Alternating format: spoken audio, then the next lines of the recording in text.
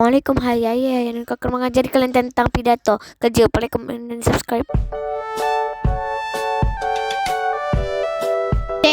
Pidato. Ayo membaca. Melati dan Isabel Wisjen yang muda yang berdampak. Nama saya Melati. Saya bukan CEO atau kepala institusi internasional. Namun, saya merepresentasikan suara generasi yang memiliki keyakinan bahwa kita harus berubah. Kita harus mengambil tindakan dalam masa hidup kita. Begitu kalimat pembuka Melati Wisjen pada konferensi First World Economic Forum di Davos, Swiss, Januari silam. Melati dan Isabel Wisjen adalah aktivis lingkungan asal Bali. Mereka adalah inisiator gerakan stop menggunakan kantong plastik. Melati dan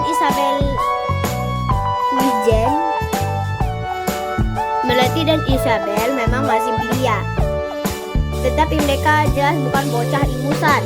Bermula dari rasa kagum akan para pemimpin dunia yang mengubah arus peradaban dunia, dan dua bersaudara ini tergerak membuat perubahan di sekeliling mereka. Saat itu usia mereka tak lebih dari 12 tahun dan 10 tahun. Mereka juga tak punya mimpi yang begitu muluk. Yang mereka tahu saat itu hanyalah hasrat untuk menjaga kelangsungan pulau rumah mereka. Menginisiasi gerakan sosial sedari belia membuat keduanya menyadari butuh lebih dari usaha individu untuk membuat perubahan. Perlu ada usaha kolektif di sana yang melibatkan semua pihak.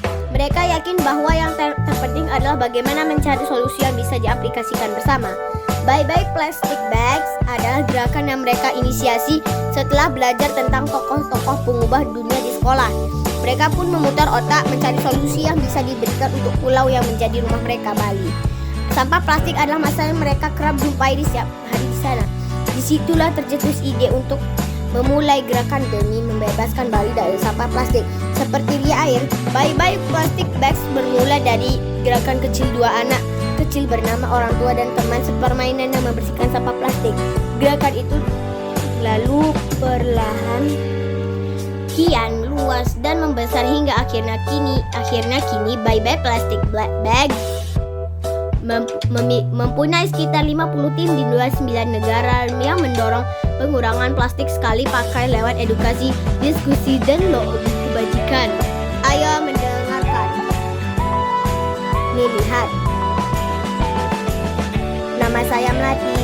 Saya bukan CEO atau kepala institusi internasional. Namun, saya merepresentasikan suara generasi yang memiliki keyakinan bahwa kita harus berubah, kita harus mengambil tindakan dalam masa hidup kita. Begitu kalimat pembuka Melati Wisjen pada konferensi First World Economic Forum di Davos, Swiss, Januari silam. Kutipan di atas merupakan penyampaian gagasan Melati dalam sebuah forum. Penyampaian gagasan mengenai topik tersebut di depan khalayak disebut dengan pidato. Masih ingatkah kalian apa yang dimaksud dengan pidato? Kasima, kalian sudah belajar pidato. Pidato adalah teks yang berisi pendapat atau gagasan yang disampaikan secara lisan di hadapan orang banyak. Pidato bertujuan untuk meyakinkan orang lain tentang pendapat atau gagasan yang disampaikan. Selain itu, pidato juga dapat berisi motivasi, informasi, dan ajakan untuk melakukan sesuai dengan gagasan yang disampaikan. Adapun struktur teks pidato adalah sebagai berikut. 1. Salam pembuka. Assalamualaikum, selamat pagi, dan lain-lain. 2. Pendahuluan, berisi tema yang akan dibahas dalam pidato. 3. Isi pidato, inti dari tema yang dibahas, yakni berisi gagasan-gagasan yang akan disampaikan. 4. Penutup, berisi simpulan atau harapan atau ajakan.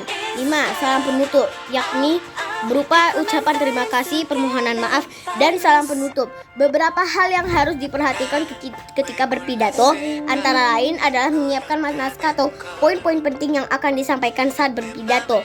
Pahami isi pidato yang akan disampaikan. Berpidatolah dengan suara lantang dan jelas serta intonasi, artikulasi, dan ekspresi yang sesuai. Ayo membaca. Assalamualaikum warahmatullahi wabarakatuh. Bapak dan Ibu guru yang saya hormati dan teman-teman yang saya banggakan. Pada kesempatan kali ini, izinkan saya untuk menyampaikan gagasan atau pandangan mengenal pentingnya mengurangi penggunaan plastik dalam kehidupan sehari-hari. Penggunaan plastik saat ini memang sulit dibendung. Hampir setiap kegiatan kita tak lepas dari penggunaan plastik. Kita menggunakan plastik untuk membawa makanan, minuman, dan kegiatan lainnya. Namun, seiring dengan kemudahan penggunaannya, plastik juga memiliki dampak negatif pada lingkungan kita. Sampah plastik merupakan bahan yang tidak dapat diurai dengan mudah. Perlu waktu bertahun-tahun untuk dapat membuat sampah plastik terurai secara alami. Akibatnya, banyak sampah plastik yang akhirnya mencemari lingkungan kita, termasuk lautan dan sungai. Cemaran sampah plastik di sungai dan lautan pun berdampak pada ekosistem yang hidup di dalamnya. Selain itu, penggunaan plastik juga memengaruhi kesehatan manusia. Plastik mengandung bahan kimia berbahaya yang dapat merusak organ tubuh dalam tubuh kita, termasuk hati, ginjal, dan paru-paru. Oleh karena itu, sebagai generasi muda, kita harus bertindak sekarang untuk mengurangi penggunaan plastik. Upaya apa saja yang dapat kita lakukan untuk mengurangi sampah plastik? Pertama, kita bisa membawa kantong belanja yang terbuat dari kain. Kantong tersebut digunakan berulang kali berbelanja di pasar atau supermarket. Kedua, kita bisa mengurangi penggunaan botol plastik dengan cara membawa tempat minum atau botol sendiri yang dapat digunakan berulang kali. Ketiga, kita bisa menghindari penggunaan sedotan plastik dengan menggantinya sedotan terbuat dari bahan lain seperti bambu.